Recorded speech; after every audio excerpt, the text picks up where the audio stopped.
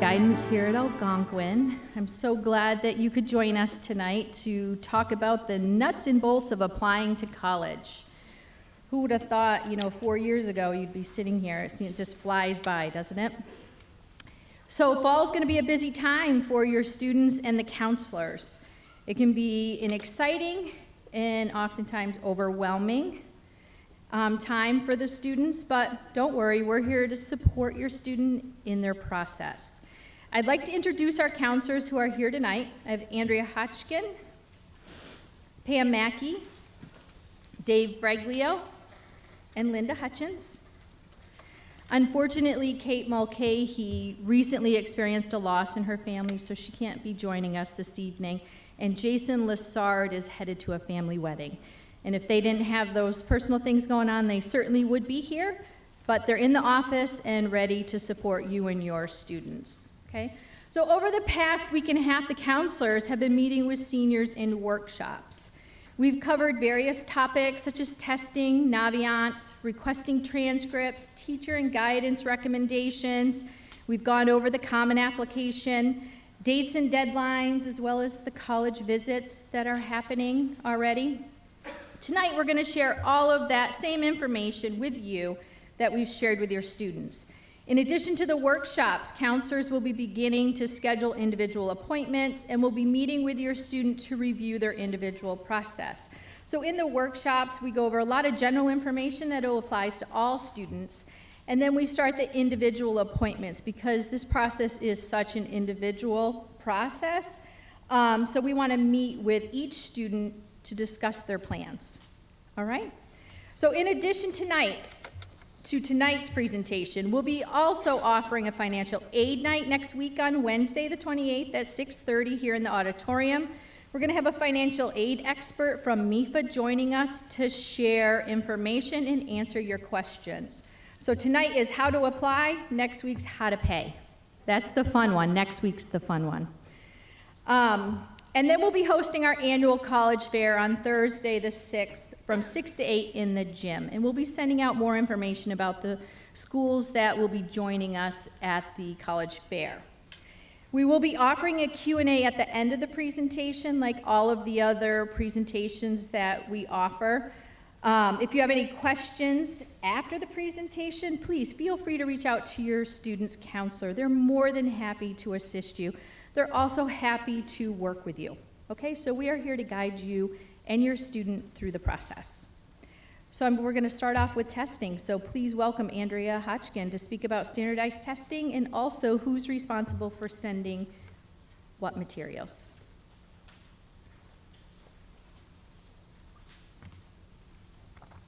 All right, hi everybody. All right, so as Lisa said, we're going to start off with testing. We talked a lot about SAT and ACT when we were last spring, okay? So I'm not going to go over those tests. Right now, what's happening is students need to start making decisions about whether they actually want to have test scores considered in their application process. When I say, do they want them considered, I mean, years and years ago, decades ago actually, test optional schools existed, but now more than 1,800 four-year colleges and universities are still considered test optional, especially for this particular class of 2023. So I know students have taken tests. Some of them have already taken maybe 2 of them. There is a test coming up October 1st. It all depends on the school and whether your student decides whether they should be sending that test score to the college or not. If there's one key takeaway that you're going to get from this testing, it is that it is the student's responsibility to have their test scores sent to colleges if they want that considered. So we do not include test scores on our transcripts. We do not send them. If a college is requiring them or the student wants them considered, official scores have to come from either the College Board or the ACT. I would say year after year, that's like the one piece students forget. They work really hard on their applications, they write their college essay, they prepared for their tests, they submit their application, then they're waiting, and then they find out their application's incomplete. And what's missing is their test scores. So that is a super easy thing to miss, but that's why we're talking about it, and I would say be proactive and take care of that sooner than later. In the workbook, everybody should have a workbook. If you look at page 3, we did give you 2 timelines of when test scores should be sent. Okay, so we have a timeline for students who are applying early action or early decision. Those deadlines for colleges usually start around November 1st. We also have a timeline if a student is applying regular decision. So for the early application deadlines, that really, I would say right now is a good time to go on and send test scores. If the student has already taken their tests and they're like, you know what, I want to send them, they should go on to their College Board or ACT account as early as now to submit that, okay? That would guarantee that those scores would be ready and received by the college, by their college application deadline. There are a little bit later tests, so like this October 1st test that's coming up, those scores will be ready by October 14th. Okay, so if a student really wants to look at those scores before determining whether to send, they can get those scores, and I would say probably day after, I would say make that decision whether to send. And I say that because even though you go press submit on College Board and you pay to have those scores sent, it's not instant, okay? College Board sends scores to colleges in batches, so it could be every week, it comes in a cycle, so I would just want to make sure students are doing that ahead of time to make sure they meet their deadlines. If students are looking at taking, there's an October ACT and there's also a November SAT. If a student is taking a test and is applying early, they really should be checking with each college to see if they will accept the test scores for those tests, because those scores will not be available until after the college deadlines. I had pulled up some of the dates for that, and if a student is taking that October ACT, those scores won't be out until November 8th, and it comes out through a window from November 8th to December 16th. So that's, quite a while after our November 1st deadline. For the November 5th SAT, those scores are expected to be out by November 18th. So again, this is really important for your students to be researching. Do the schools require them? Are they going to send those scores? And are they taking tests a little later? And if so, will those schools accept that? Okay. So in terms of how these scores are sent, students are going to do that directly on either the College Board website or the ACT website. When a student logs into their account, there's a little option, just you say send scores, and then there's a few options for when you do send scores, okay? The SAT, what College Board does is they send a score report, and that score report includes all the test SAT dates that student took. Okay, so then what happens is that would be sent to the college will then super score, and they will take the highest math and the highest reading across test dates. Okay, so that gives the student the best combined score. ACT does something similar. They actually, if you've taken the ACT a few times, they will calculate a super score, and they'll send that super score to college along with the test dates that made up that super score. Students also have an option when they do go to their College Board or ACT account to select that they just want a certain test date sent. Okay, so there's several options. I know it's really specific to each student, so I would say if you have questions about your student and their scores and their colleges, that's something you should reach out directly to the counselor, and we're happy to assist with that. Okay, so we do have on page 4, there is the upcoming test dates you can see, but again, I think most students have either taken them, are all set, or might be taking them in the October 1st, right? All right, so if you actually go on to page 5, so I talked about how the student is responsible for sending test scores. We've provided a breakdown of how all these different components get to the colleges, okay? Because a college application is made up of so many different pieces. So student, as I said, sends the test scores. They're also responsible for their application, obviously, which includes their essay. They may have had supplemental essays to write. That's part of their application. There are application fees. So when a student submits their application online, they also have to pay an application fee with that. Some students have a resume that they may upload as part of on their application. If students are applying to art schools or music, they may have certain portfolio requirements.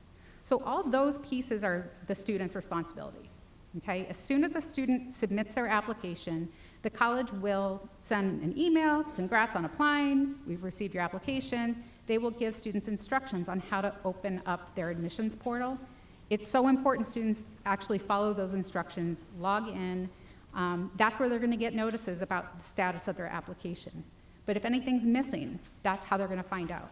If a student never opens their portal, they could all of a sudden be April and they're like, how come I never heard back? They go onto their portal and they're like, oh, I was missing this, these pieces, okay? So I would say as soon as that application's submitted, open up the admissions portal, and then you can review the status for each school.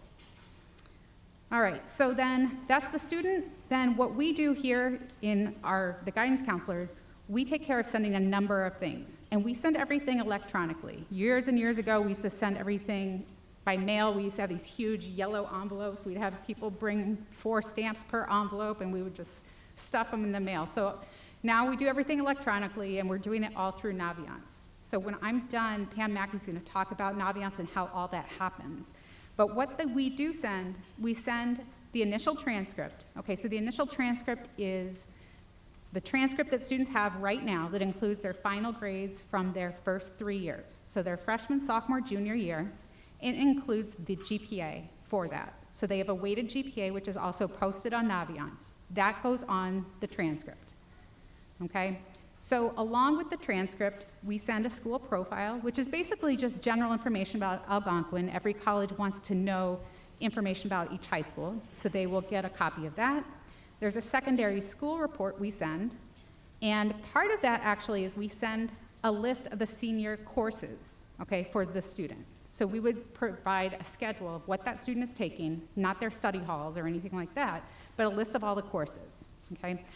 In our workshops, we've really stressed to the students that once they start submitting their applications, they shouldn't be making changes with their courses, okay? So if students right now, they have, let's say they're taking biotechnology next semester, and then all of a sudden they're like, you know what, I think I want to study.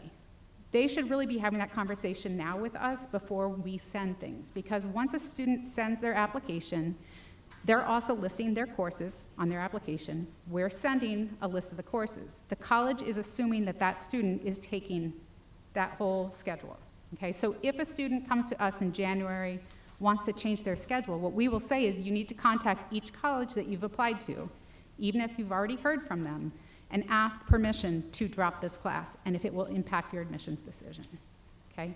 Oftentimes it's not that big of a deal, but every so often we do come across that. But I think just the cleanest thing would be if a student right now is considering changing their schedule for next semester, they should start talking to us now about that. So that goes on that school report. We also will send our guidance recommendation through Naviance, okay? That gets attached to the transcript and the school profile and secondary school report. We will send term 1 grades. So that, term 1 ends the November 4th. Okay, so, all right, so you have a college deadline that's November 1st. Clearly, the first term grades aren't ready. Colleges know that. If they want to review the first term grades, they will wait for us to send the grades. So that would be mid-November, we will have those report cards sent, okay? Oftentimes the schools that are applying, that students are applying early, they want to look at those first term grades before making that decision. Depending on the outcome, so let's say a student gets accepted, great, we're not going to do anything more with that college until the student graduates, and we'll send a final transcript. However, if a student gets deferred through early action or early decision, what that means is the school is saying, we can't make a decision yet. We want to review you again with the regular applicant pool. So the student's not reapplying.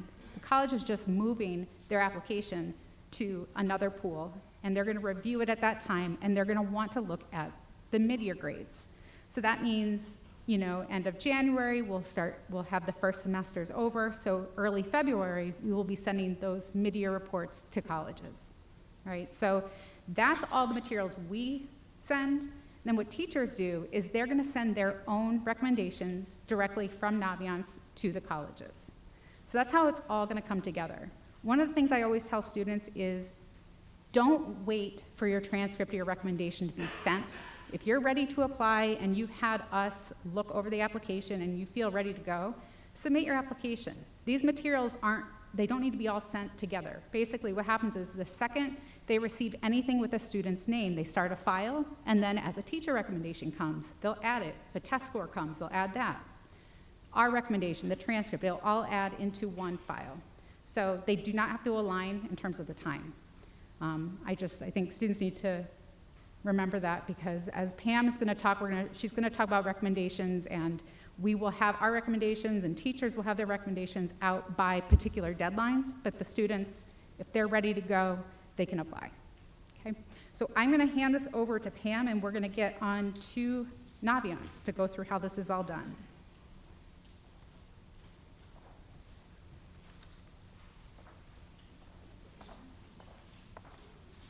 Hi, everybody. So my name is Pam Mackey, and I'm going to cover quite a bit of information. I do want to say that most of the information I'm going to be covering right now was from the first workshop that we did with your students, and we had time at the end of that workshop to actually go over some of the steps I'm going to cover. So a lot of this should actually already be completed by your student. I saw some nervous faces walking in, and we also go through this with the student one by one to make sure that they've completed all these steps. But we want to show you all, just so you know what is going on with the step-by-step process of Naviance. So the first thing we're going to do is we're going to log into Naviance. You can go to the Algonquin homepage, and under Academics, there's a spot for Guidance. And then on the left side, you'll see the tab for Naviance.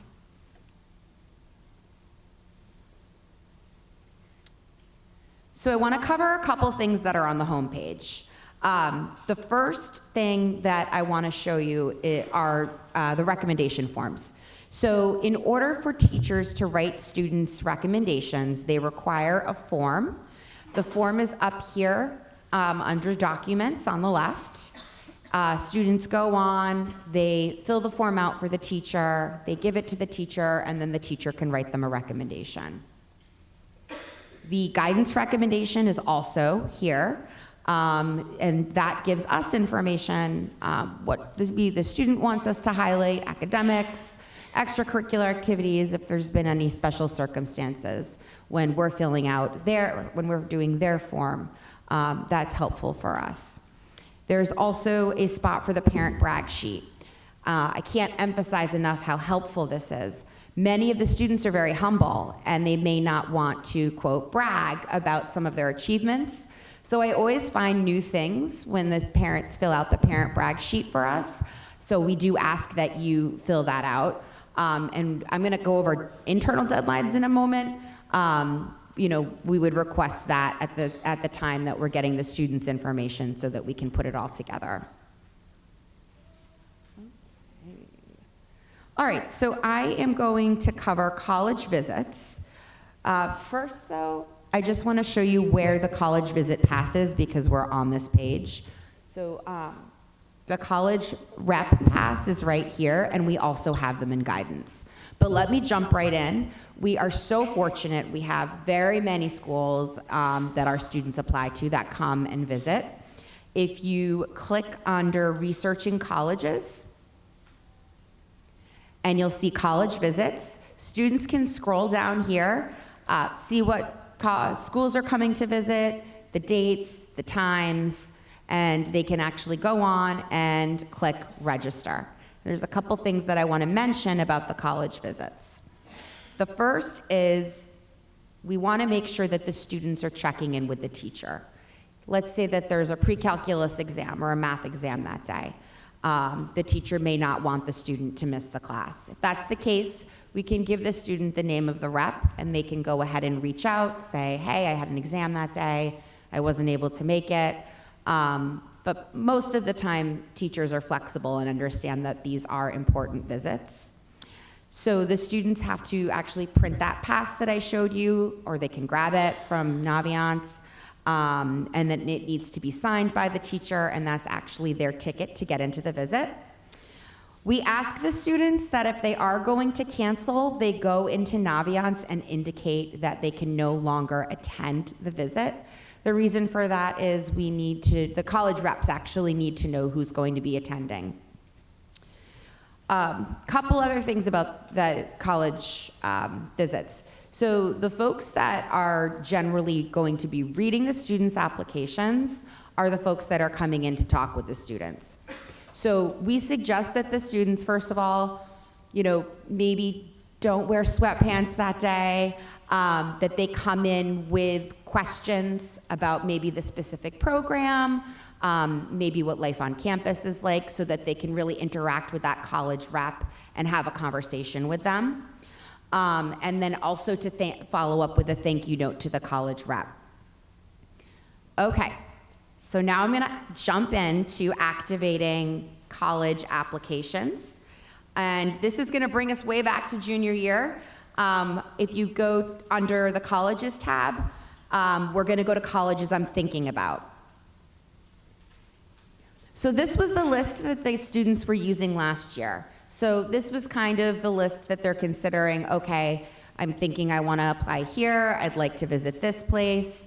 Sometimes parents also would go in, add schools, and we would as well, counselors would as well. We always want to make sure that students have a well-balanced list of reaches and targets and likely schools. So we've asked the students to update this list for us. And that way, when we are reviewing it, we can check again and make sure that it is well balanced. But in order to actually activate the applications so that we can send the transcript and the letter, what we need to do is click on let's say we'll go with Emerson. We're gonna click on the box next to Emerson. And you're going to look at the different deadlines. Now, I actually chose Emerson because they have several different deadlines, and there's another spot where I can show you how to indicate the deadline. And then you're gonna click on Move to Application List. Now, it's gonna ask you a series of questions. So if you look here, they have an early decision and an early action. We ask the students to go ahead and indicate what their application plan is. Let's say for Emerson, we're going to be going early action. So that deadline is November 1st. So then you select Add and Request Transcript. The transcript that we're going to be sending is the initial transcript. So essentially that's through junior year, and it's also going to have the courses, like Andrea had mentioned, that the students are signed up to take. Then the students will click Request and Finish. I just want to mention fees briefly. The first 4 applications that we process for the students are free. After that, it's $3. So we've really been emphasizing to the students, only put colleges onto this colleges I'm applying to list if you are absolutely positive that you are going to be applying there. Okay. I'm actually going to jump back to recommendations right now. So if you turn to page 8, I had mentioned deadlines. I think a lot of times students get a little confused about the deadline. The deadline for them to submit their application is November 1st for early action for Emerson. However, we have internal deadlines, and those are on page 8. Those are for the teachers, and those are for the guidance counselors. And the reason is we want to write them really excellent, top-notch recommendations. So we're asking for 20 school days prior to the deadline so that we can write the best recommendations possible. We're not rushed. We can put a lot of thought into them. So just for an example, I keep saying November 1 because we do have a lot of students that go early action. They should have those forms in to us by September 30th. And we're also asking that the parents get the brag sheet in around that time. The main reason for that is sometimes I'll write a recommendation and the parent will send me the brag sheet at the end of October, and I don't really get to use it because I've already submitted the student's letter. We will take our documents via email. And now I'm going to talk about a little bit about the teacher recommendation. So in order to request the teacher's recs, What students are going to do is they're going to complete that form before the deadline, and then we ask the students to touch base with the teacher. We ask them not to just email the form to the teacher. We say, hey, maybe you haven't seen them since last year. Touch base, say hello, and talk to them about the form, see if they have any questions. Now, in order for the teacher recommendations to be sent, students have to invite the teacher through Naviance. So I'm going to show you how to do that. We're going to click on the Colleges tab and click on Letters of Recommendation under the Apply to College section. So this screen's going to pop up. And I will tell you, I've actually already done this with a bunch of students, and I know the other counselors have as well, have heard us in our offices walking them through this. But what they're going to do is they're going to click Add Request. And it's going to give you a drop-down menu, and we're going to pick on Mr. Alera. And then there's 2 spots, one for general request and one for specific request. So if your primary letter is Mr. Alera, you are going to click general request. That essentially means that teacher letter is going to go to all of the colleges, and that's going to be the primary letter that the colleges are going to be looking at. If students have a second letter, we suggest that they put in a specific request. That basically means that if the students only want a teacher to send to a specific college, they're going to check off on that college. And there's one more thing I want to mention that's important about this. There are schools that only accept one letter. So you can see up here when we click specific. You want to go down? Yeah. So Villanova will only take one. So we want to make sure it's Mr. Alera's letter, and that's why we choose that as the general request, and we don't click off for the second letter. Then we suggest that the students write a short note. Dear Mr. Alera, thank you for writing my recommendation. I will stop by and see you to talk about the form and see if you have any questions. Also, we tell the students to indicate their earliest deadline so teachers know when they need to be getting the letters in. And then you just click Submit Request. All right, so I am going to start on the Common App, and then I'm going to hand it over to Dave, and he's going to walk through it step by step. But in order to process all of this information, and let me just back up and say, this is hard for the kids because they're very much used to having control over when they're handing their papers in, what their schedules are like, when their sports games are, when their clubs meet, when they have work, and they're actually having to kind of relinquish the control to us and their teachers. And I think a lot of times that freaks the kids out. I'll have students that will come to me on October 5th and say, so-and-so hasn't submitted my recommendation letter yet. Should I go talk to them? And I say, no, don't do that. The teachers need time. Sometimes they'll write it. Sometimes they'll do a batch update. So it really, it's hard for the kids. They can come down and talk to us. And if they're stressing about it, we're happy to reassure them that if a teacher is saying that they're going to write your letter, they are going to write a really good letter, and they're going to make sure that it is submitted on time. The other thing I want to mention that I actually forgot is thank you notes. One of the things that you all can do to help the students is to go buy one of those little things of thank you notes, the 5 or 10, and make sure that students are doing a handwritten thank you note. It really goes a long way. Also, once students start to get into schools, it's really nice for the teachers to know where they got in. All right, so I'm going to jump over to Common App, and we're going to talk about matching. So as I mentioned, in order for Naviance and Common App to kind of talk to each other, we have to go through this process of matching the two systems. This is also where the FERPA comes into play. So what we're going to do is, I'm going to walk you through the FERPA right now. The FERPA is the Family Educational Rights and Privacy Act. Essentially, it protects the privacy of student records. And what we're going to do is we're going to walk through the process of the student allowing us to send their records to the colleges. So if you click under My Colleges, and we'll just do UMass, you'll see recommenders in FERPA right there. All right, so we've already kind of walked through this with a lot of the students. Students are going to click on that, and they are going to go in to release the authorization, again, allowing us to send their information. When students go through, they're going to see some information about whether or not they are going to waive their right to review their recommendation letters. Now, some teachers may share recommendation letters with students, and some teachers may not. We always suggest that students waive their right to see the recommendation letter. The main reason for that is colleges are looking for truthful and honest letters. So if a student waives their right, it basically means, you know, they have faith in the recommender, they know that what they're going to be right is going to be positive, and also it doesn't look like somebody's breathing down the recommender's neck to write something that's not truthful. So we always suggest students waive their right.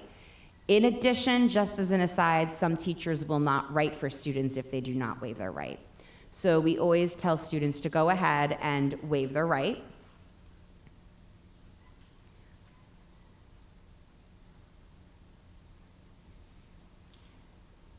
Can you go back?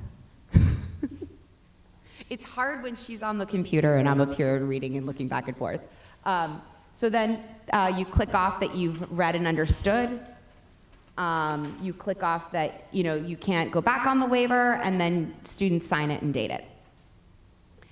The next thing that you'll get the green check mark next to the FERPA. The next thing that students do is they go back to Naviance and colleges I'm applying to, and there's a little kind of red banner up here that shows that students haven't matched. And again, this is very important for us to send the information. Students are just going to click Match Accounts. And then it's going to ask to connect to the Common App. Students are going to log back in, and they're going to agree to give authorization to connect Naviance and the Common Application. Hooray. Okay.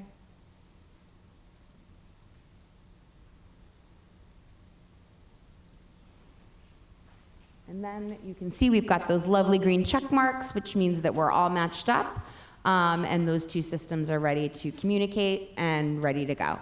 I'm going to hand everything over now to Dave, and he's going to cover the Common Application.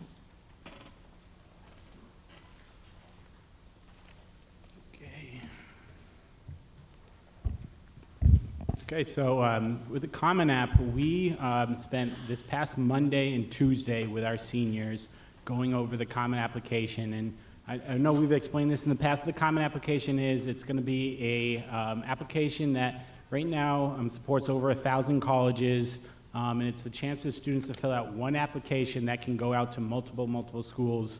A majority of the colleges, I say, that our kids are going to apply to end up being on the Common App. So we do a workshop just dedicated to this. We walk students through every single section on the Common App, answer questions during that workshop, and then we support them in one-on-one meetings, filling out the Common App if they have any questions, or want to run by a section with us if they're a little iffy on a response or something like that. So we spent about an hour in our workshops going through the Common App. I'm going to do it with you a lot faster now.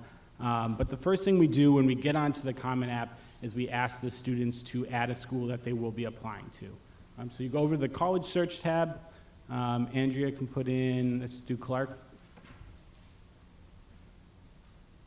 So you type in the school that you're looking for, and then you hit the plus button, and now that school is going to show up under My Colleges. So the first thing we asked students to do was add a college they're applying to, and then we could actually work through the Common App tabs together. So a lot of these tabs are pretty straightforward. Like I said, I'm going to kind of go through a few of them a little quickly.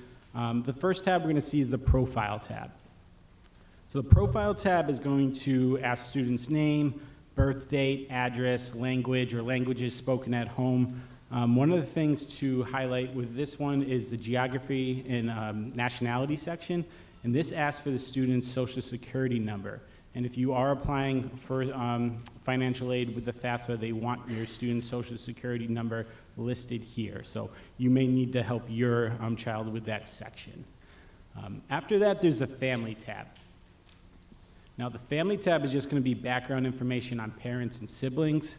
Parent section includes parent occupation, education level. They want to know if you attended college, what college you did attend, and they're also looking for your degree and graduation date. So personally, I don't remember what date my parents graduated college. I'm guessing your students may not know that, so if you are working with them, this might be something you could help them with during the family tab with just your education background. Next is the education tab.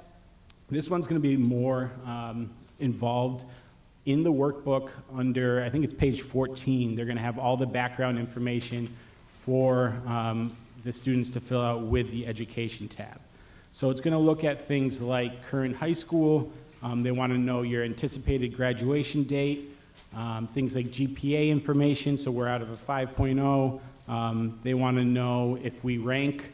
We don't, so they're going to fill that out accordingly. They're going to be asked about their academic honors, and there's a chance for them to list academic honors under this section. Some of those could be anytime they've been on the commended or principals list, if they've received a department award.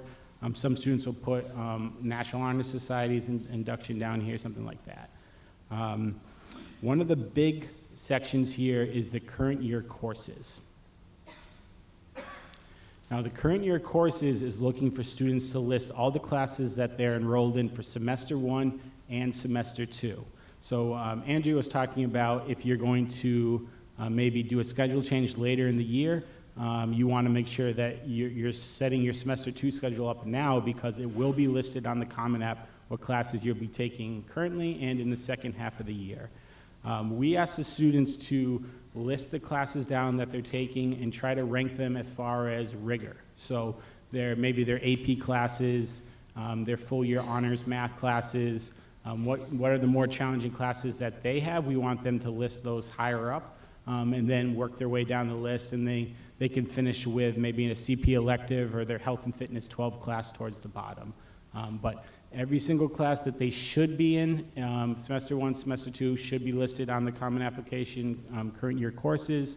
They need to list the semester they're taking the class. Is it a full year class? The name of the class, and the type of class. Is it honors? Is it CP? Is it advanced placement? Like I said, page 14 of the workbook, this walks your students through all that important information in order to fill out the education tab correctly. And this is something we will review with your students if they request it one-on-one with us. After this is the testing tab. So the testing tab is a chance for students to self-report their standardized tests. So this is going to be SATs, ACTs, and AP test scores.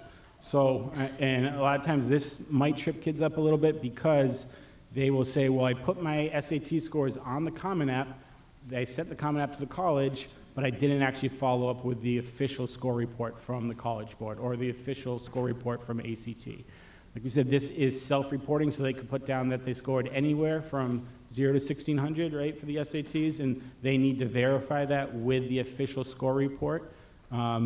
Students can also indicate that they're taking future tests if they want the schools to know that they have a test coming up that they don't actually have the score reports for, either with SAT, ACT, or they're in an AP class right now and they will be taking the AP test towards the end of their senior year. Activities section next. The activities section, this is their students' chance to list what they've been doing outside of the classroom. So the Common App gives students 10 spots to list things like volunteer opportunities they've been involved with, sports, clubs, any part-time jobs, any hobbies that they're really passionate about. So this is basically their resume for outside of the class activities. We want students to really do a good job filling this up. A lot of times they'll come down and check in with us. They have 4 or 5 activities listed. Once they sit with their guidance counselor, we're able to help them fill up this section closer to the 10 allotted spots that they have. They're going to ask questions about the name of the activity, the type of the activity the student's done, how long they've participated in it. This one section stumps kids a little bit. They want to know how many weeks or how many hours per year have you been involved. And they're trying to go back and count every single hour of soccer practice. We're just looking for a ballpark number here. So they just go back and count the weeks and then have a realistic number of how many hours a week they were in their part-time job and list that down. But most kids can get to that 10 different 10 different activities that they've done over the 4 years of Algonquin. Even things like if they had to help out with a family responsibility. So maybe your student was responsible for babysitting younger brothers and sisters after school, and they did that every single day, 4 days a week, and that's a huge help to your family. That's something that the colleges should know about, and we want to put that down in the activities section. Okay. Actually, real quick, when we're doing the activities section, we want the students to try to rank what activities were most meaningful and most impactful to them. And we want those to not get buried towards the bottom of their list. So those really important, really impactful activities should be up towards the top of their, when they're ranking their 10. And they also have the arrow keys up and down. So students can go through, put down all the activities they've been involved with, and then go back and talk to mom and dad or talk to the counselor and see like which ones do I want to kind of push to the top of the list, and you can slide the activities up and down accordingly. After the activities tab is the writing tab. So everyone knows about the college essay. Students have been hearing it from us in guidance. They've been hearing it from their English teachers. This is that 650-word essay that they have to write. They have the 7 different prompts that they can choose from that the Common App sets for them. This is the section where the students are going to indicate what essay they're writing on, and then there is the section for them to upload their essay into that box, okay? We also ask the students to upload it and then expand the box just to make sure like the formatting and everything looks correct. Most students have an idea of what they want to write on, hopefully, or a draft, or some of them might even be done.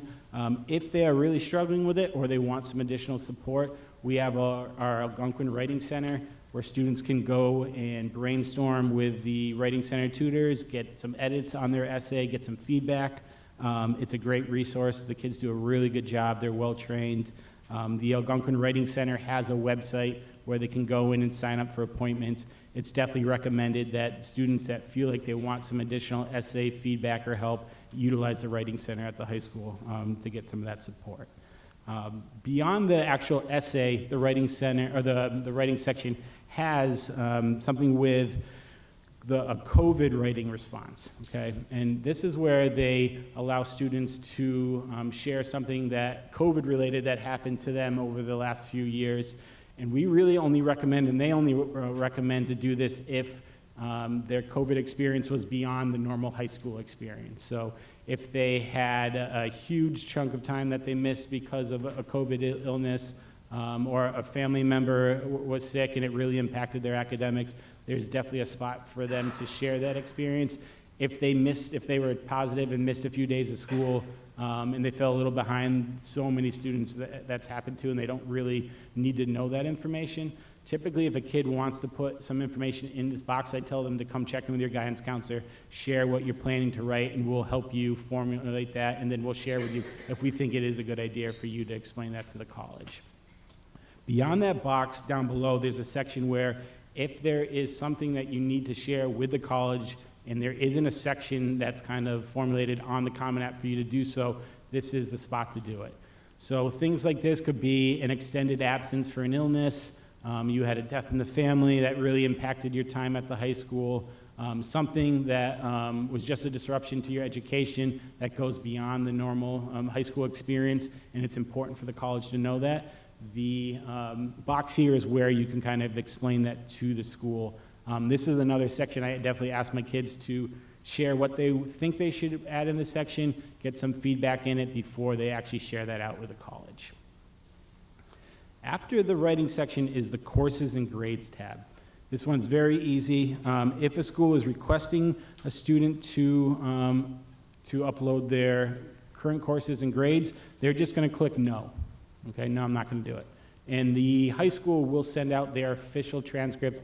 We don't give official transcripts out to students, so they do not have to fill out this section. They can just click no, and then they understand that the guidance counselors will be following up to the school with our official transcripts that they will have it. So as we work our way down this list, we're going to start getting green checks after we complete all the sections. Once the Common App section is completed, now we have the chance to actually go in and start working on the individual questions for the colleges we are applying to. So if we go over the My Colleges section, we have 3 schools listed down here. Andrew, you can just click on Clark. Under Clark, there's going to be a question section, and these are the questions that are going to be specific to Clark. So they're going to ask questions like application types. Are you applying as an early action major? Are you applying early decision? Are you applying regular decision? They want to know, are you thinking about applying test optional, or do you want to consider your test scores? They're looking at first and second choice majors you're applying as. They want to know about, are you thinking about applying for financial aid as part of your application? What activities are you hoping to be involved with at the school? Some colleges will ask you, why do you want to attend this university, as a quick writing section. Sometimes they'll ask about a optional resume that you can upload. Schools will ask questions around family connections to the college. Have you had a parent attend, or any current siblings attending the college? Do you have a family member who works at the school? Those are usually pretty general questions that you see. Every college is going to be a little different with their individual questions that they're asking, okay? But once you work your way through the question sections, you should get a green check after you complete that section. So if the Common App's completed, the question section's completed, now you can go ahead and review and submit the application. Now, when you review and submit the application, if you have all the sections completed, it's going to let you go to a PDF of the entire application. You get a chance to print it if you want to, or just scan through it and find any last-minute spelling mistakes, change wording around if you want to, but one last review of the application before you're ready to submit. Once you're comfortable with it, then it's going to bring you over to the payment page, and you're submitted that application to the college, okay? So every college under the My Colleges list, you have to answer their individual questions and then go to the review and submit section and submit it from there. Some schools will have additional writing questions beyond what you'll see under the questions section. So a school like that will be Amherst that we have up here. So Amherst, underneath review and submit, they have a writing supplement. So the students have to review and submit the application as one step. Then they have to go in and complete the writing supplemental questions, okay? Have those filled out, completed, proofread, all the stuff we ask the students to do, and then they have to submit the writing supplement questions separate from the actual application. You only have to pay once, but you have to submit twice. So you have to review and submit the application, and then put your writing supplements in, and then submit those a second time. So you're gonna get 2 different check marks as you're working through that. Lastly, what we'll touch on is, actually, we'll show them outside recommenders. I don't think we touched on that. So under the recommenders and FERPA section, they have counselors listed, they have teachers listed. Students do not need to worry about those sections since we have Naviance. Some schools may allow students to send in an outside letter of recommendation. So that could be a coach, a former employee, maybe somewhere they volunteered through and they want that letter sent to a college you're applying to. This is where they would invite that person to send. So they have a boss that they've worked for 3 years. They feel like they're going to be able to write them a really nice letter to go out to the college. You would go to the other recommender section under that individual school, send a link to that other recommender, and they're going to post that letter back onto that student's Common App page. You have to do that for every single school that you're asking that person to put a recommendation into. And typically, we'd see like large schools like UMass or UConn or some of those really large universities that have thousands and thousands of recommendations come in. They may not take outside letters of recommendation, but a lot of times some of the smaller liberal arts schools, you will be able to do that. I'm going to finish up with the dashboard section. This is just a nice tool for students to see where they are at currently with each school's application. So if you click on Amherst, Andrea, it's going to show you the common application status, the amount of questions that you have to answer for questions that are writing related inside of the questions tab, and then the writing supplement as well. And then they're going to show you where you are as far as that progress goes. So they'll give you checks as you're working through it. Every school will show up on the dashboard. It's just a nice tool for your student and you guys to stay organized as possible, see what next steps you need to do to complete these applications, kind of count through how many additional writing supplements you may need to do in order to finish your entire college application list. Okay, Linda is going to come up and do some financial aid.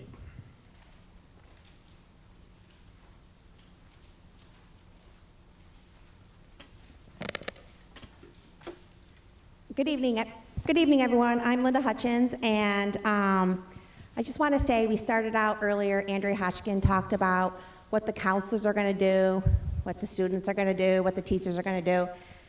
I'm going to kind of talk about a section, the financial aid. This is kind of hopefully where you're going to take the lead and help your students with this part. So I'm hoping to give you some really important information to help you plan and navigate the financial aid process. We're going to talk a little bit about some resources, we're going to talk about some forms, and we're going to talk about types of financial aid. So they always tell first-year teachers, make sure what you start with and you end with is that's what the students are going to remember. So I like to always start out with the resources that are available to you as you're going through this process. So on the slide right here, I'm going to start with MIFA, and I'm going to navigate clockwise around the slide. So MIFA is the Massachusetts Educational Financial Authority. And again, they are going to be here next Wednesday, September 28th at 6:30 for an overview of the financial aid process. And this is the first time they're going to be back in person at Algonquin since the pandemic. So MIFA also has webinars that you can register for on their website. They try to schedule some of them during the lunch hour and some of them in the early evening so that you can go on and hopefully one of them will work better for you. You can also call MIFA and talk with a representative about any particular circumstances that are just pertinent to your family if you want to ask them a question. So the next section that I like to talk about is the Consumer Financial Protection Bureau. And again, you can find this on other websites too, but I like this one website, mainly because it's called Paying for College, and it really breaks down, the part I like about it is it breaks down the part about loans. So your child wants to go to this school, and they're like, oh, I only have to pay $10,000 a year to go here. And they're like, I can go, I'm gonna. Well, we know, what does that mean to them? And this is a website that helps you with a conversation. What does this look like after you graduate? How much of a month are you going to pay for that loan? And it kind of breaks it down and shows them. So then you can have the short-term and long-term conversation about if you go to this one school, you might have to live at home longer. What is this going to do if you want to go to graduate school? You can have those kind of conversations with your child. The next important place that's going to help you with financial aid is every college has a financial aid office. They are the specialist. Feel free to call them. They can answer any of your questions, and they are there to help you. There's also the website. Every college website has a section for financial aid. It's going to tell you when their deadlines are and what forms that school requires you to fill out. And then finally, the net price calculator. Every college is required to have this on their website, and this is just a good estimate. You can go into this on any of the colleges. You can put in your financial information, and it's going to give you a quick estimate of what you might have to pay for that school. Again, you don't have to save your information on this or anything like that. It's just a tool for you to use to kind of get a quick estimate. Okay, now I'm going to give you a quick overview of the cost of attendance. So the cost of attendance minus the expected family contribution, that is what's going to give you your financial need. So what is the cost of attendance? Well, the cost of attendance includes direct and indirect costs. Direct, that's your bill. Every semester, you're going to get a bill. You're going to pay your bill every semester, and your child's going to get to sign up for their classes. That's the tuition, room and board, and some fees. The indirect costs are what I really want to talk about tonight. Those are the things that are going to incur that sometimes we don't think about when we're paying the bill. And especially that first year when your child's going to school, the indirect costs are going to be a little bit higher that year because you're always gonna have to pay for the books. You're gonna have to think about, okay, are they gonna have to travel to school? And I have a son who's going 6 hours away, so every time we go to visit him, we also have to get a hotel. Those are just little things that we really didn't think about. And then the supplies that they may need. So that you're gonna hopefully give them a nice dorm room, and they're gonna need a lot of things in their dorm room, some decorations, probably some new clothes, things like that kind of add up. We just had one graduate last year, and he took the car to school, and we had quite a hefty parking pass for him to be able to bring his car to school. Something we didn't think about, but we ended up paying. So I'm just saying, sometimes these costs, they might have an intramurals fee. They might have a fee if they're gonna be on a club. So there's things that add up, and I just want you to kind of think about that too when you're thinking about the whole cost of attendance. So now let's talk a little bit about the expected family contribution. And this is determined by the financial information that you are going to provide on the forms the colleges ask of you. So there's two different sets of forms usually. One is the FAFSA. It's the free application for federal student aid. Every school requires the FAFSA, public and private. The FAFSA is very income driven. The EFC, your expected family contribution, will be on the first page of your aid report. And you can start filling out the FAFSA starting October 1st of each year. The FAFSA has gotten very efficient and has streamlined. It's so much easier now than it ever used to be. It taps right into the IRS data, and you can complete this. The first time it might take you a little bit longer because you're putting in all of the schools that your child might be possibly wanting to go to, but after this first year, you just put in the one school, and it's really quick. Like, you can get it done probably in less than an hour because that IRS data really helps you out. Maybe not the first year, but after that, it's pretty easy. Now, private schools may require their own forms or the CSS profile.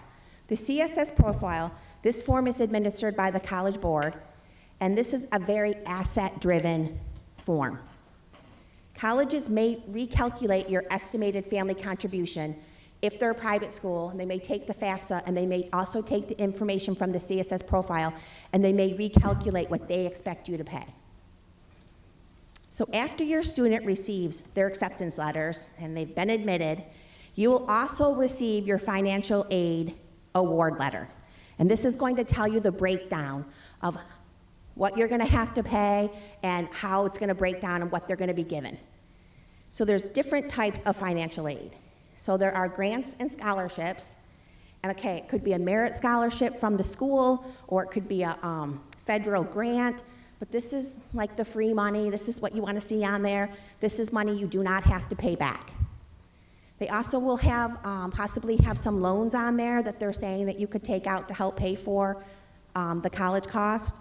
And just to, you probably might know this, but just subsidized versus unsubsidized, you might want to have a conversation with your child about this. Subsidized, interest starts accruing once you get ready to pay it back. Unsubsidized, it starts accruing when you take it out.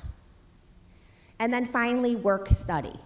And so I'm just going to share my own experience about the work study too. So my son's going to school, they put like, $1,000 of work study on the tuition bill. Took $1,000 off the cost. Well, that's not really accurate because it's not guaranteed that they're going to give him $1,000 worth of work study. He had to go to school, he had to find a job himself, and then they paid him directly. And so I'm supposed to ask him to give me that money back. So I'm just saying, I kind of look at work study kind of as money for him to use while he's at school. So just something to think about when you're doing this. So I just want to also say that you get all of your school acceptances and your award letters, and you're sitting there in April with your child, and you're trying to decide which school, and you're weighing the pros and the cons. You can negotiate. So if your top school out of all of these things, with everything's offered, this makes most sense for what they want to do for their future, and maybe another school that's very comparable to the school that your number one is, maybe gave a little bit more money. You can call up the financial aid office and have a conversation and say, this is our number one school, our child really wants to go here, but it's really hard for us to overlook the fact that this other school may have given a little bit more money. It does not hurt to negotiate. A lot of schools will have that conversation with you, and it's worth the effort. I'm not going to guarantee you that it's going to work out every time, but I think it's at least worth the effort. And the other part that I want to say too is that you can appeal if your situation changes. So you're going to submit your financial aid forms based on prior years. And so if your current year situation is different than the prior years, there is an appeals process. You have to go through the process. It takes a few weeks. You send in the forms that they're asking for, and then they will give you either a different financial aid package, or they will deny your appeal. So I'm not going to say it always works, but it's definitely worth the effort. So, as Dave Breglio had said, and he's like, make sure you see all the green check marks for your admissions applications. I'm going to say get organized about the financial aid too. So have a spreadsheet with all the schools, know when the deadlines are, please don't miss the deadlines, and make sure you know which school requires which forms. So I have just 3 small little things to say, and then I'm over. So 1, we encourage all of you to sit down and have that honest conversation with your child. College is expensive, right? Some schools are like $80,000 now. UMass is around $30, $35. In your head, if you're thinking, oh yeah, we can afford UMass, and they're thinking, I'm going $80,000, that's a big discrepancy. So it's really nice to have that conversation. It's not nice, it's important to have that conversation so that in April, they haven't had this dream school that they got into, which is wonderful, to be deflated that you can't, it's not realistic to go there. So it's important to have that financial safety school.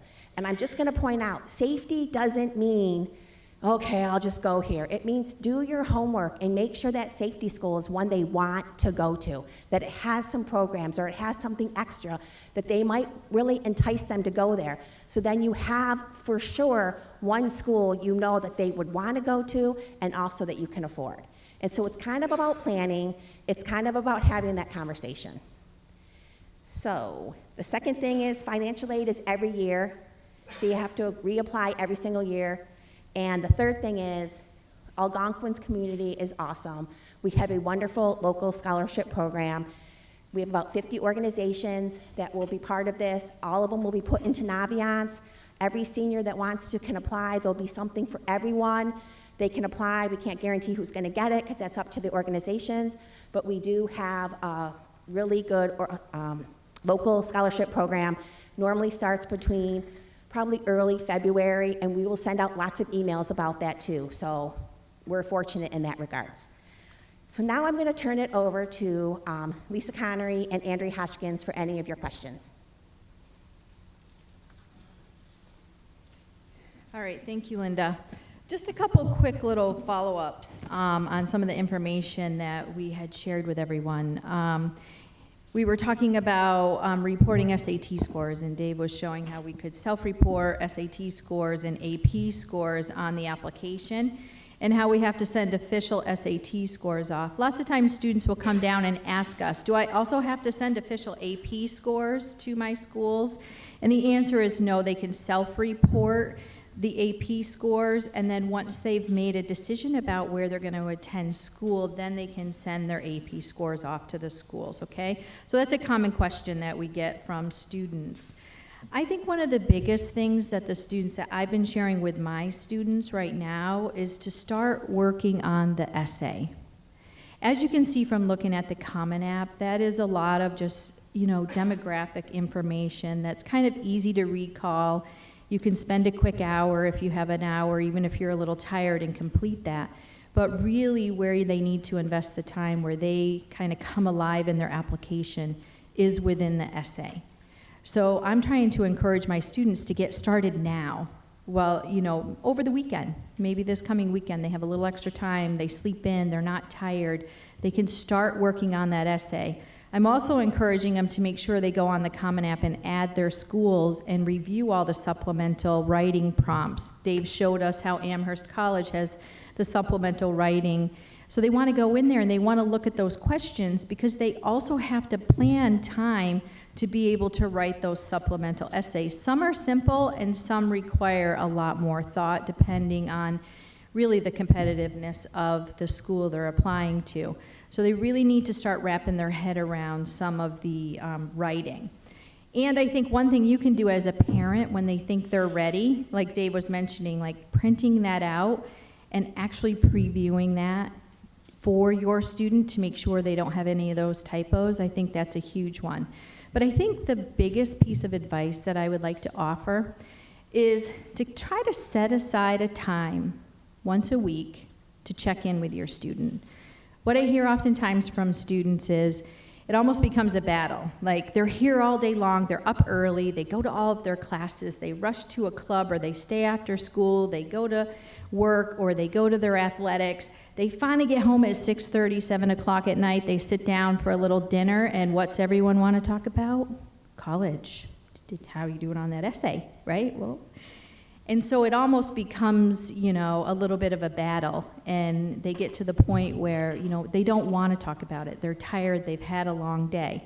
So I recommend that you set aside a time, like on a Saturday or a Sunday, say, hey, every Sunday morning we're going to sit down, we're going to check in on, you know, where you're at with your applications, maybe with your college essay, and then we won't talk about it the rest of the week, all right? I think your student would greatly appreciate that approach. Okay? All right, so we're going to go ahead. Andrea and I are going to take some questions. So feel free to just raise your hand, and we'll come to you, and we will do our best.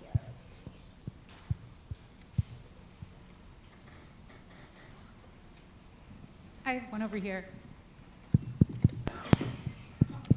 Hi, can you hear me? We were planning to apply for at least one school with an October 15th deadline. We get in here to this meeting and find out like the internal deadline for that has already passed. How should we handle that? We did share the deadlines with the students last week, all right? So the students should be aware of the deadline. If for some reason they have missed the deadline, I would ask them to reach out to their counselor and to touch base with their teacher, all right? Because it is a quick turnaround for October 15th. But we did share that, and I think a lot of the students are aware that they needed to kind of get those forms in. Lots of times students think like, we have the deadline for, what was the deadline for November 1st? September 30th? Yeah, the 30th. So the deadline is September 30th. That's only to turn in the teacher recommendation form, the guidance recommendation form, the parent brag sheet. Oftentimes students think that they have to have their application and everything done and ready. That is not the case. That's just those forms so that we can work on our letters while they continue to work on their essay and their applications. And then we're more than happy to look at those applications as they get closer to their deadline. So just have them talk to their counselor.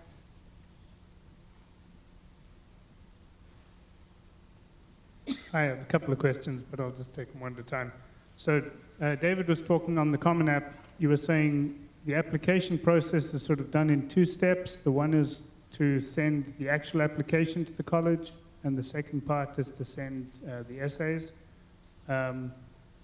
If you do those in two steps, does the application actually get sent when you say send, or does it wait until everything is ready and send them all together?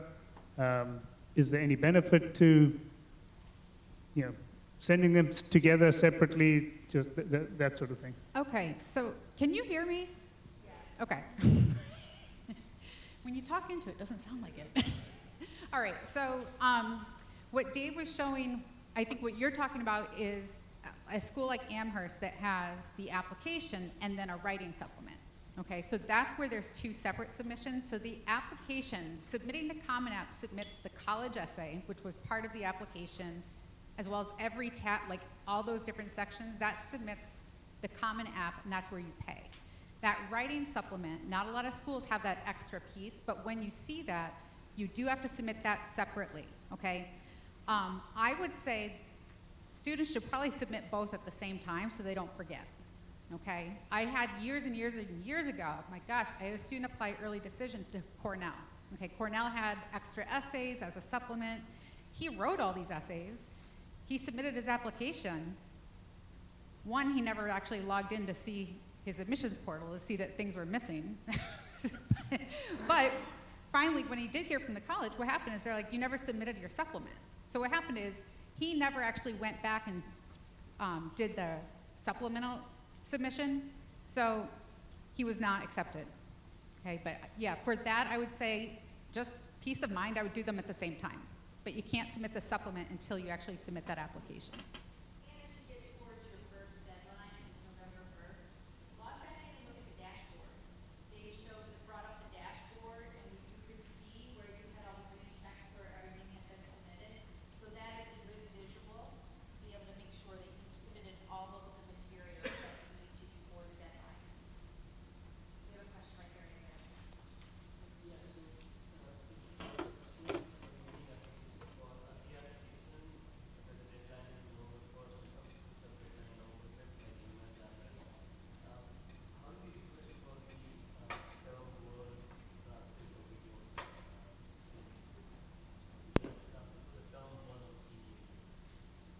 Lisa, could you repeat that? We couldn't hear. So he's just asking November 1st deadlines, or say like a November 5th deadline for like UMass Amherst.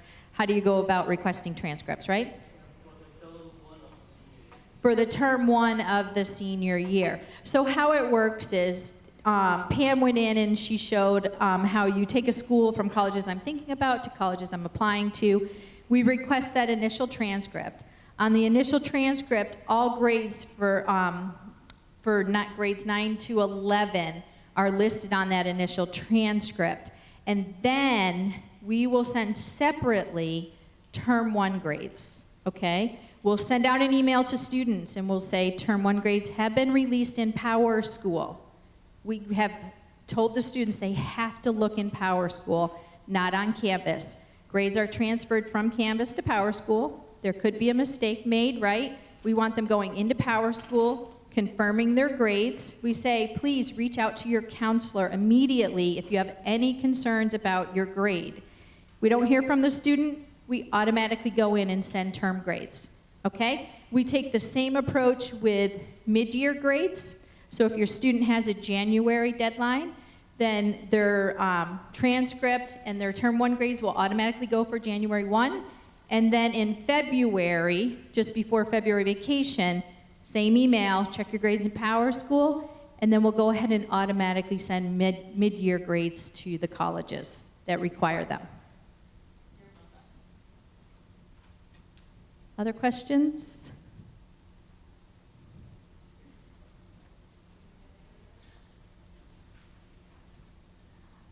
So this question again is on the Common App. You were talking about that last part where there's sort of, the COVID answer and then that other optional answer. And the examples you gave were all of cases where there was some sort of adverse situation, death in the family, something like that, which would have impacted your academics.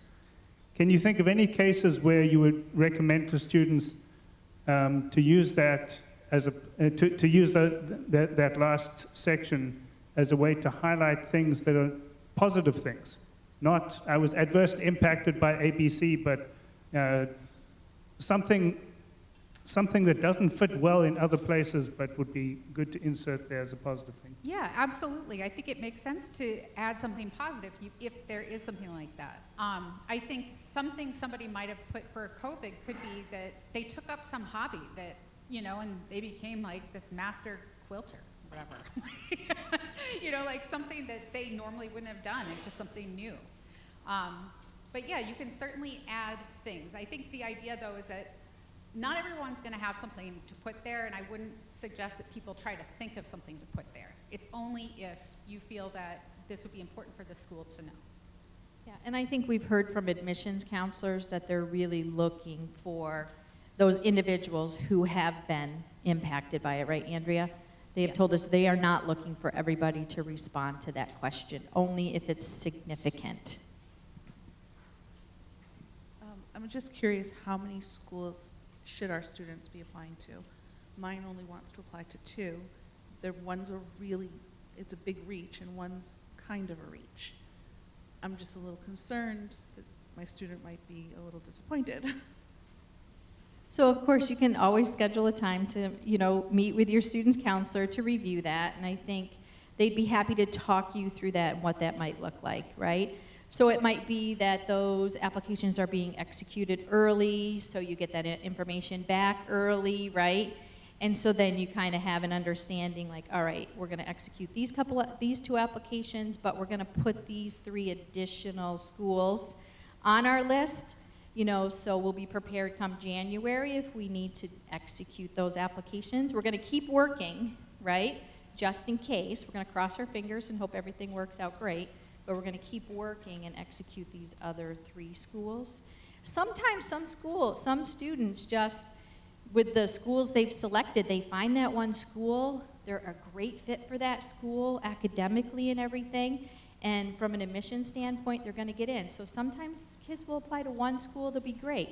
We have other students who might be interested in more competitive programs, like a physical therapy program or a nursing program, and they might have to apply to 10 or 12 schools, right? So we recommend that they land somewhere between 6 to 8 schools, right? With a couple reaches, then we've got our realistic schools, and then we have 1 or 2 safety schools, all right? So we recommend 6 to 8, all right? But then that varies a little bit given the student and their situation.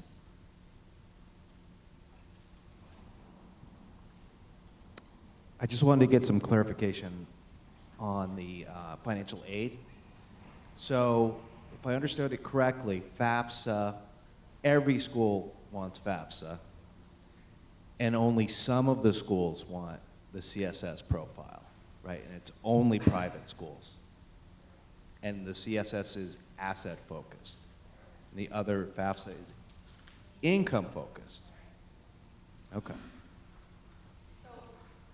You are absolutely right, and that's, Linda was mentioning, she kept referencing the IRS with the FAFSA.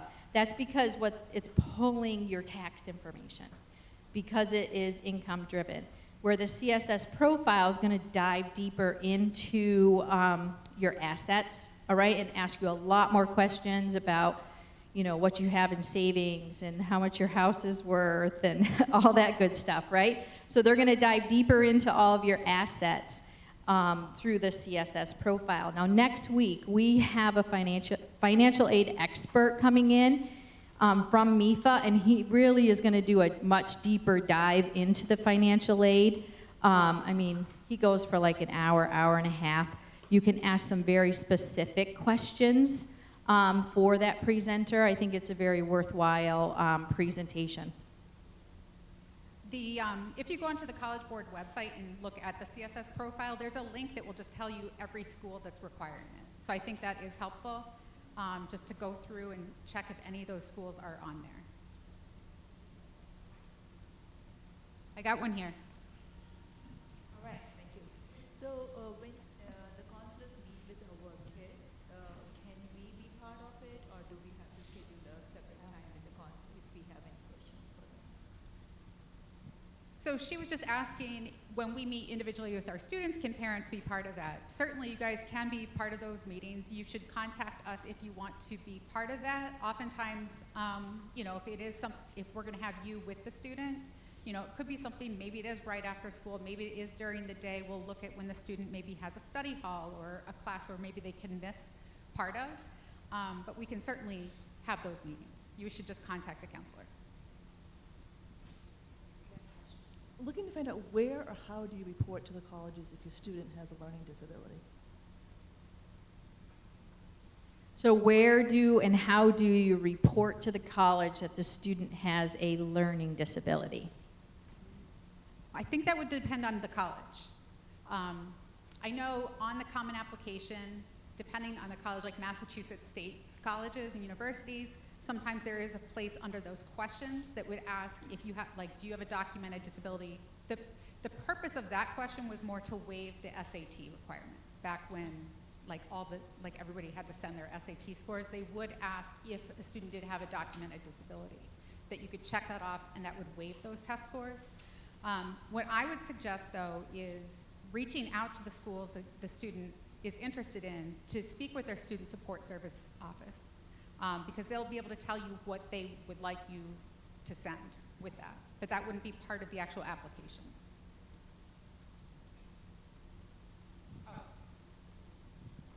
Two questions. So for these, do the students need to submit a separate recommendation form for each school they're applying to, or just the first one and then it's taken care of for the whole time? I see the nod. So Yep, one recommendation form. One. Yep. And then the second one is, what's the guidance on when to submit SAT scores and when not to? So I think a good rule of thumb, so I think one, it depends on the student and where they're applying to, right? We didn't bring it up in this presentation, but I think the Naviance graphs are a great tool, right? Because that's Algonquin specific data and how our students fared in the admissions process. So you can look right on there and you can see like what are the average test scores. So you might have a student who is not a great test taker and maybe they didn't do as well on the SATs, right? But they do really, really well in their classes because they're very diligent and organized. And so maybe their GPA is well within the range for a school, but their test scores are below. So in that case, given all of the test optional opportunities now since the pandemic, you might decide like, you know what, I think we're not gonna submit scores to that particular school. We're just gonna have them simply look at your transcript and your grades. Do you wanna add anything to that? No, I think sometimes what I do is I go onto the college website and you can look, oftentimes they'll give you the admissions profile for the previous class and they'll give like the mid 50% range of what those scores are. You know, if the student is in like the 50 and higher, that might be good, but I wouldn't do it below that. And I'd also look specifically at the major because sometimes the majors have different test ranges. Yep. Just one thing on what you just said there, people don't be shocked because when they went optional last year, all of the average scores shot dramatically. So you might be like, oh my God, my kid only got blah, blah, blah. That's because the only people submitting excellent scores. Very true. Yes.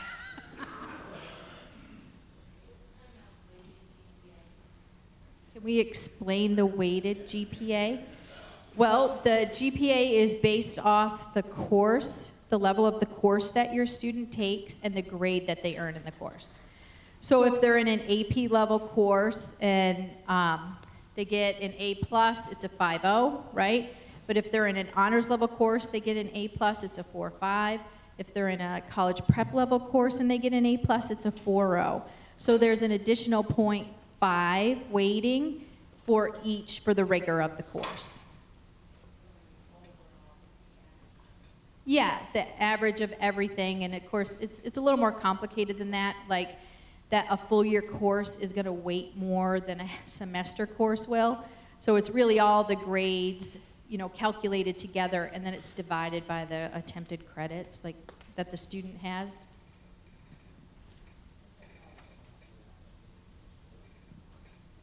How does the FAFSA link to the application at your school? So when you go to complete the FAFSA, it's going to ask you what schools your student is applying to, right? And then because Dave had brought up in the on the Common App under that one section where it asks you to put your social. Pardon me? You tell them the schools you're applying to, and then on your Common App, you put your social security number as well. So then that will all link together for you. Birth date, social, from the Common App, and then your FAFSA. You can go back in and add additional schools after you've completed it. Yes, you can.